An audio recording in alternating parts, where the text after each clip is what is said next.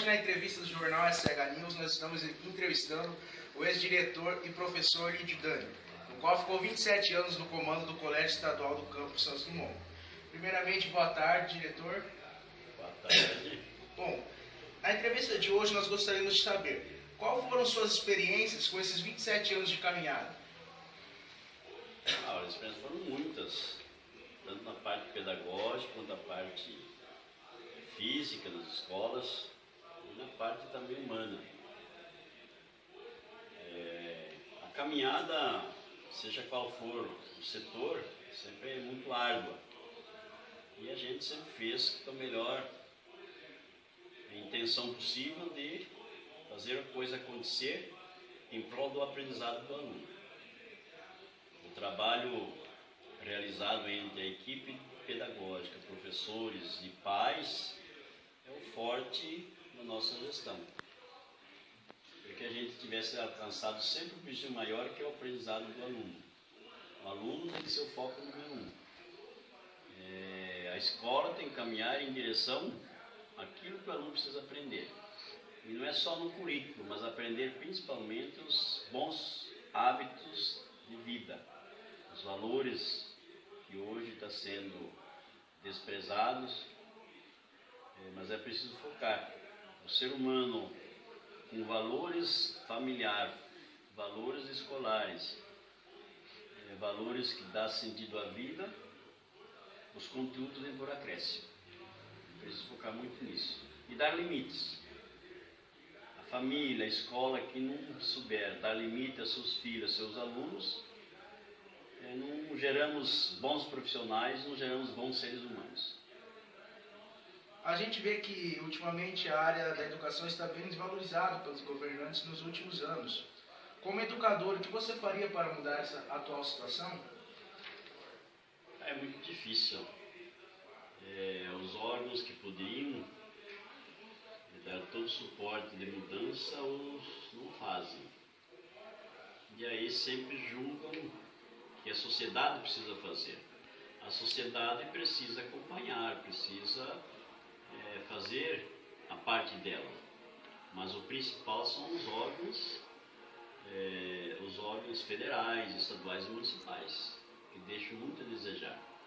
Começando pela estrutura física das escolas, começando pela valorização do profissional, do professor, valorizando o aluno, equipamentos das escolas. Então é tudo segundo plano. É preciso que tome a consciência de que a educação é que vai mudar esse país. Mas não é apenas a escola que precisa mudar. Tem que mudar principalmente nos órgãos, nos setores maiores, e que a educação mude através desses órgãos maiores ajudando, fazendo a sua parte, e a sociedade em si fazendo a parte dela. Acho que tem que ser um conjunto de mudanças, principalmente mudanças de hábitos, mudanças de atitudes e de pensamentos. Enquanto a população for passiva e aceitar tudo, não muda uma nação, não muda uma educação, não muda um país. E também outro fator importante é a mudança interior de cada cidadão, de cada ser. A educação é de berço, é de família. Agora o aprendizado, o caminhar, o ensinar, o aprender, esse sim, passa a ser da escola, da igreja, da sociedade. Mas em primeiro lugar, volto a repetir, tem que ser os órgãos competentes dando suporte. E o local, a escola como um todo, a família, tem que fazer a sua parte com coerência e com firmeza, com limite. Você percebeu mudanças no comportamento dos alunos daquela época para os de hoje? Bastante. No início, e não só quanto a direção, desde que começamos a carreira do professor. As mudanças não só pelo parte do aluno, mas as mudanças sociais, mudanças familiares, onde a família tinha o poder de decisão, a educação ia melhor. A partir que começou a liberdade, ou a libertinagem entre aspas, e as famílias perderam o poder de limites, e os alunos também perdidos, os filhos também os perdidos, sem direção, sem saber para onde ir. Se julgam sábios, mas não são. É preciso que a escola, a família retome esses valores, esses princípios normais, para que a sociedade não caia no caos. É importante dizer, a liberdade é preciso, e sempre fui fã da liberdade, mas a liberdade é por responsabilidade. E a liberdade é tempo ao tempo, fase a fase. O cidadão, a criança, o adolescente, o jovem, o adulto, precisa ver a sua fase.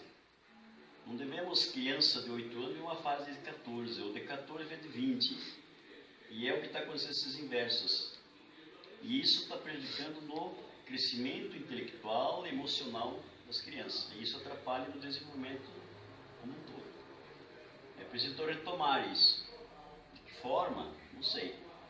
Mas principalmente os pais e os professores precisam tomar essas atitudes para que a gente tenha uma sociedade melhor, um adolescente, um jovem melhor preparado, psiquicamente, emocionalmente e culturalmente. Aí sim acredito que vamos ter uma educação melhor.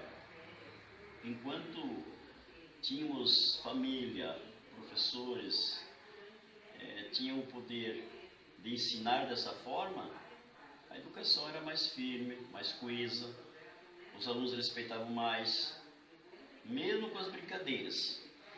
Hoje se torna assim que as crianças são muito espertas, mas pouca sabedoria. É preciso retomar que a esperteza seja também a união da sabedoria, que está faltando muito hoje nos nossos adolescentes. Então essa diferença é muito pontual. É preciso então que, com urgência, que se tome novamente essa decisão, que as crianças não têm culpa, os jovens não têm culpa de serem dessa forma, porque foi tudo uma questão que até no início era tudo proibido, ou era assim a educação mais rígida, e veio a liberdade, e que essa liberdade hoje virou libertinagem, virou tudo pode, mas tem minhas consequências futuras. Isso é muito perigoso. Precisamos tomar então essas decisões pontuais para que o jovem possa se sentir melhor e mais sábios para resolver os problemas da vida. Até porque é questão da sociedade. Os problemas aumentaram, a evolução apareceu, e nós hoje não estamos sabendo acompanhar essa evolução com sabedoria. E aí deixamos se perder pelas coisas do vazio. Nós estamos se tornando hoje adolescentes, jovens e adultos com ócio muito grande, e que não sabe enfrentar com precisão os problemas da vida.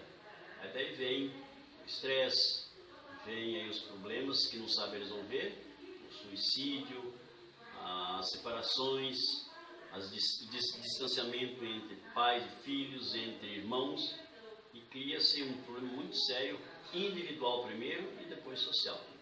Então é preciso que essa diferença entre poucos anos atrás e agora que seja unificado entre o rígido e a libertinagem, que tem um meio, que esse meio possa ser com inteligência, que podemos dar melhores condições de vida e com sabedoria para os nossos adolescentes e futuros adultos.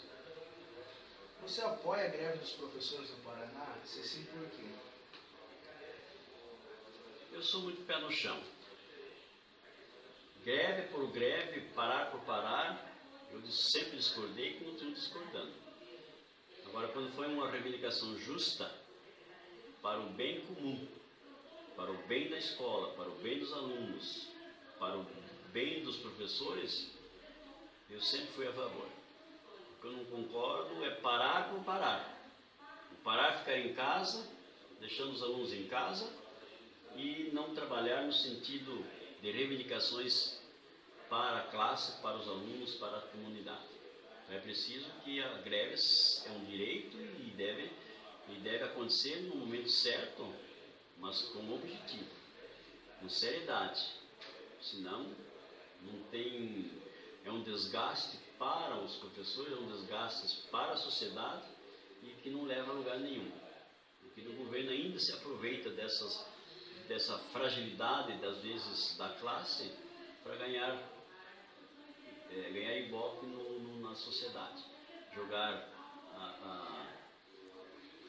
Jogar aí os professores contra os pais, contra os então é preciso fazer muito bem organizado. É preciso parar sim, mas com um objetivo firme e proposta para que isso possa ser alcançado. Aí eu sou sempre a favor. O que você acha que são os passos mais importantes para se tornar um diretor?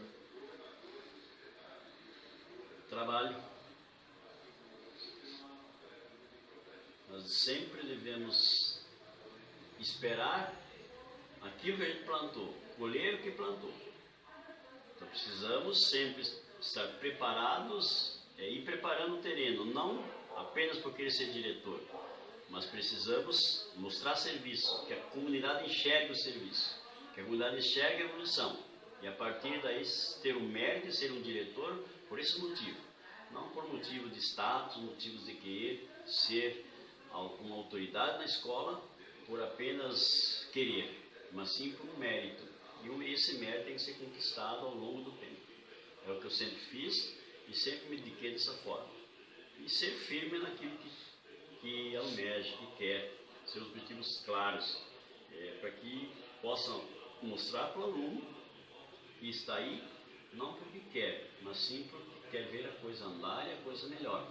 Então, nesse sentido que precisamos sempre almejar coisas melhores, nós temos que fazer primeiro. Temos que plantar para depois colher. Quem não planta, não colhe.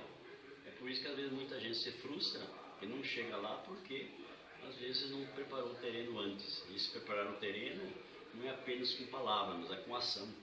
A ação que vai te dizer se você chega lá ou não. E quem tem que dizer é a comunidade. É por isso que eu sempre tive sucesso nas minhas eleições e no meu trabalho, e sempre apoio na grande maioria da sociedade, dos pais, até hoje ainda. Eles estão sempre sugerindo ideia, por que eu parei, etc. Mas a gente está aí para guardar lugar a outros e com certeza apoiar aquilo que está certo. Então a gente sempre tem esse sentido. Trabalhar, trabalhar, trabalhar. Você ficou longos 27 anos na diretoria do colégio. E o que você está achando dessa nova caminhada, dessa nova direção do Colégio de Moreninha? Olha, isso não sou eu que tenho que dizer, né? Eu apenas estou acompanhando de longe, não estou muito ligado na escola agora. Eu prefiro que a sociedade responda, né? Que os alunos, que os pais dê a resposta, digamos, no momento exato, né? Aquilo que eu falei, né? Quem planta, colhe. Então, se plantar as coisas correta, com coerência, com tal, beleza. Caso contrário, a sociedade vai dizer. Eu não tenho assim uma avaliação precisa, porque não estou acompanhando tão de perto. Estou sendo um colaborador, me coloco à disposição, me coloco à disposição para ajudar aquilo que for preciso. E serei sempre colaborador nesse sentido. Bom, então nós agradecemos ao ex-diretor Lídio Dani por ter aceitado esta entrevista. Desejamos muita sorte, sucesso, e nós ficamos por aqui com o jornal SH News. E bom sucesso, piazada!